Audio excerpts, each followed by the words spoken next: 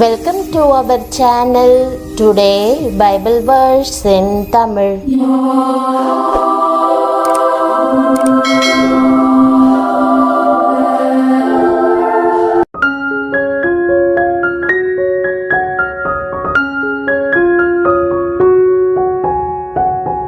இன்றைய வசனம் ஏசாயா 66 அதிகாரம் 12 வசனம். கிறிஸ்துவுக்குள் பிரியமானவர்களே, நம்முடைய ஆண்டவரும் இரட்சகருமான இயேசு கிறிஸ்துவின் வல்லமையுள்ள நாமத்தில் உங்களை வாழ்த்துகிறேன். கர்த்தர் சொல்லுகிறது என்னவென்றால், இதோ நான் சமாதானத்தை ஒரு நதியைப் போலவும் ஜாதிகளின் மகிமையை புரண்டு ஓடுகிற ஆற்றைப் போலவும் அவளிடமாக பாயும்படி செய்கிறேன் என்ற வசனத்தை இன்று நாம் தியானிப்போம். இந்த வசனம் கூறுகிறபடி ஆண்டவர் நதியைப் போல் இடைவிடாமல் புரண்டோடும் தமது பூரண சமாதானத்தை உங்களுக்கு அருளுவார். ஒரு நதி பாய்ந்தோடுகிறது என்று எண்ணிக்கொள்ளுங்கள். அதில் தண்ணீர் ஓடும் அழகையும் ஓடும் தண்ணீரின் வலிமையையும் உங்களால் உணர முடியும். அதை போன்று சமாதானம் நதியைப் போல உங்களுக்குள் பாய்ந்தோடி உங்கள் பிரச்சனைகள், பயங்கள் எல்லாவற்றையும் மிகுந்த வேகமாக அடித்து செல்லும். கவலைகளை பெரிய பாரமாக சுமந்து இவற்றை எப்படி சமாளிக்கப் போகிறேன் என்று நீங்கள் திகைத்து போய் நிற்கலாம். ஆனால் நதி போல பாய்ந்து வரும் தேவ சமாதானம் இந்த தடைகளை மேற்கொள்ளும். இந்த ஆழமான தெய்வீக சமாதானம் உங்கள் இருதயத்தில் இருக்கும்போது தேவனுடைய சமாதானமான திட்டங்களுக்கு இருதயத்தை திறந்து இடமளிப்பீர்கள்.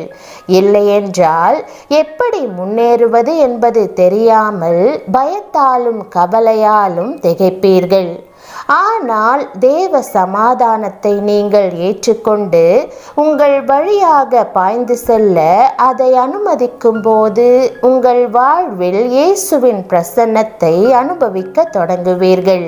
உங்களுக்கென்று தாம் திட்டம் பண்ணியுள்ள நன்மைகளை அவர் கிரியை செய்ய பண்ணுவார். நீதியின் பாதையில் உங்களை வழிநடத்துவார். நான் கர்த்தரை தேடினேன், அவர் எனக்கு செவி கொடுத்து என்னுடைய எல்லா பயத்துக்கும் என்னை நீங்களாக்கிவிட்டார். அவர்கள் அவரை நோக்கி பார்த்து பிரகாசம் அடைந்தார்கள். அவர்கள் முகங்கள் வெட்கப்படவில்லை. இந்த ஏழை கூப்பிட்டான். கர்த்தர் கேட்டு அவனை அவன் இடுக்கண்களுக்கெல்லாம் நீங்களாக்கி ரட்சித்தார். கர்த்தருடைய தூதன் அவருக்கு பயந்தவர்களை சூழ பாளையமிறங்கி அவர்களை விடுவிக்கிறார். கர்த்தர் நல்லவர் என்பதை ருசித்து பாருங்கள்.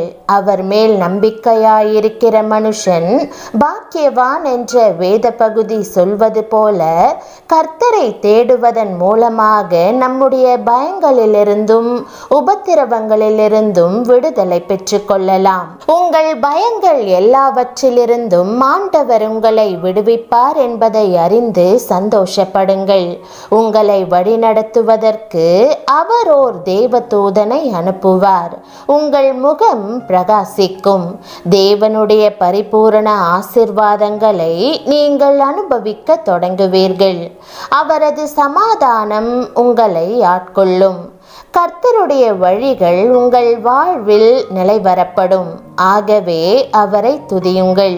இப்போதே உங்கள் இருதயத்தில் அவருடைய சமாதானத்தை பெற்றுக்கொள்ளுங்கள். ஒரு மனிதன் நோய்வாய்ப்பட்டால் முதலாவது அவருடைய சமாதானம் கெடுகிறது. இயேசு கிறிஸ்து நமக்கு சமாதானத்தை கொடுக்கும் பொருட்டு அவருடைய தலையிலிருந்து பாதம் வரைக்கும் காயங்களை ஏற்றுக்கொண்டார். என் பிள்ளைகள் நோயினால் படாத பாடு படுகிறார்கள். நோயின் நிமித்தம் சமாதானத்தை இழந்து தவிக்கிறார்களே. நான் அந்த வழியாய் கடந்து சென்றதினால் அந்த வேதனையை என்னால் புரிந்து கொள்ள முடியும். நான் அவர்களுக்கு சமாதானத்தை கொடுக்க விரும்புகிறேன் என்று சொல்லுகிறார். அவருடைய காயத்தின் நிமித்தம், வேதனைகளின் நிமித்தம், அவர் அந்த வழியாய் கடந்து சென்றது நிமித்தம் தன்னுடைய பிள்ளைகளுக்கு சமாதானத்தை கொடுக்க வேண்டும் என்று வாஞ்சிக்கிறார். ஒரு மெடிக்கல் இன்ஸ்டிடியூட் இருக்கின்றது. அதில் தீராத வியாதிகளுக்கென்று தடுப்பு மருந்து கண்டுபிடிக்கிறார்கள். அந்த மருந்துகளை கண்டுபிடிக்க என்ன செய்வார்கள் தெரியுமா? முதலில் அந்த விஷக்கிருமிகளை விலங்குகளுக்குள் அனுப்புவார்கள். அதனால் அந்த மிருகங்கள் நோய்வாய்ப்படும், வலியினால் துடிக்கும், வேதனைப்படும். அந்த கிருமிகள் விலங்குகளின் சரீரத்தை தாக்கும் நேரத்தில் அந்த மிருகங்களுக்குள்ளிருந்து தடுப்பு மருந்துகள் உற்பத்தியாகும். அதை விஞ்ஞானிகள் வெளியே எடுப்பார்கள். மனிதர்கள் நோயினால் தாக்கப்படும் பொழுது அந்த மருந்தினை கொடுத்துதான் காப்பாற்றுகிறார்கள். ஆனால் இப்படிப்பட்ட பாதிப்புகளினால் சில மிருகங்கள் இறந்தும் போகிறது. இதைத்தான் இயேசு நமக்காக செய்தார். இயேசுவுக்குள்ளிருந்து ஒவ்வொரு மனிதனின் நோய்களையும் குணமாக்குகிற மருந்து உருவாகிறது. ஒவ்வொரு மனிதனுடைய பாவத்தை குணமாக்கும் சமாதானம் உற்பத்தியாகிறது. அதற்கு தன்னையே பலியாக அவர் ஒப்பு கொடுத்தார். அவருடைய பாடுகளின் மூலமாக அவருக்குள் இருந்து சமாதானத்தை உற்பத்தி செய்து நமக்காக கொடுத்திருக்கிறார். ஆம் பிரியமானவர்களே, இன்றைக்கு நாம் அவரை அழைக்கும் போது அவர் நமக்குள் வந்து நம் ஒவ்வொருவருடைய சமாதான குறைவுகளை நீக்க அவர் சமாதானத்தை நமக்கு உண்டாக்கி நம்மை வாழ வைக்கிறார். நமக்கொரு நம்பிக்கை உண்டு. நோய்கள் கொண்டு வரும் சமாதான குறைவை அவருடைய மரணத்தினாலே வென்று மரண பயத்திலிருந்து விடுதலையை ஏற்படுத்தினார். எப்படியெனில் அவரே நம்முடைய சமாதான காரணர் என்று வேதம் கூறுகிறது. எதை செய்தாலும் தோல்வி, எவ்வளவு சம்பாதித்தாலும் இழப்பு என்று சொல்லுகிறீர்களா? அந்த சாபத்தை தொலைப்பதற்கும் அவர் அடிக்கப்பட்டார். கிறிஸ்து நமக்காக சாபமாகி நியாயப்பிரமாணத்தின் சாபத்திற்கு நம்மை நீங்களாக்கி மீட்டு கொண்டார். கவலைப்படாதிருங்கள், தேவனையே நோக்கி பாருங்கள். அவர் நமக்காக பட்ட பாடுகளினால் நமக்கு சமாதானத்தை உண்டு பண்ணியிருக்கிறார். அந்த தெய்வீக சமாதானத்தை உங்கள் வாழ்விலும் பெற்று ஆசீர்வாதமாய் வாழுங்கள். ஜெபம். கர்த்தராகிய இயேசுவே, இன்றைக்கு என் இருதயத்தை உம்முடைய சமாதானத்தால் நிரப்பும்படி தாழ்மையாக கேட்கிறேன். உம்முடைய சமாதான பிரசன்னம் என்னை ஆட்கொண்டு என்னை அழுத்துகின்ற எல்லா பயங்களையும் கவலைகளையும் தீர்த்து வைக்கட்டும். உம்முடைய சமாதானம் நதி போல புரண்டு வந்து என் வழியாக பாய்ந்து என் இருதயத்தை நிரப்புவதாக.